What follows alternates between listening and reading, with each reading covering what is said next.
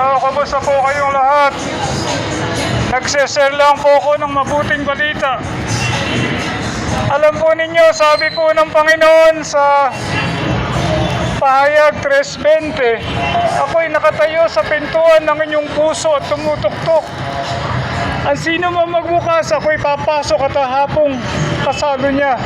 Mga minamahal na kaibigan, bawat segundo po kumakatok si Jesus sa ating puso upang ating pagbuksan.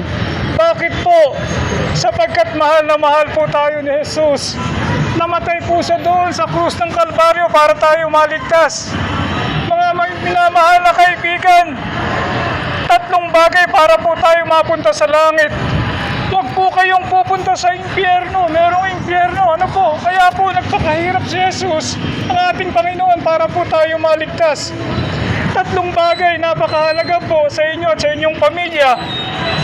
Una, pagsisihan po natin ang ating mga kasalanan. Lahat po tayo makasalanan sa harapan ng Panginoon. Pangalawa, maniwala po tayo kay Jesus.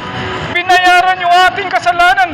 Tingnan po ninyo ang kabutihan ng Panginoon. Yung kasalanan po natin, binayaran niya. Wala po siyang kasalanan. At pangatlo po, tatanggapin po natin si Jesus sa ating puso bilang tagapagligtas. Mga anak, mahal kayo ni Jesus.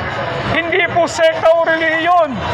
Alam po ninyo, sekta o relihiyon, papahamak pa tayo, natanim tayo sa impyerno. Kasi ayaw po nilang paniwalaan na si Jesus lamang ang tagapagligtas.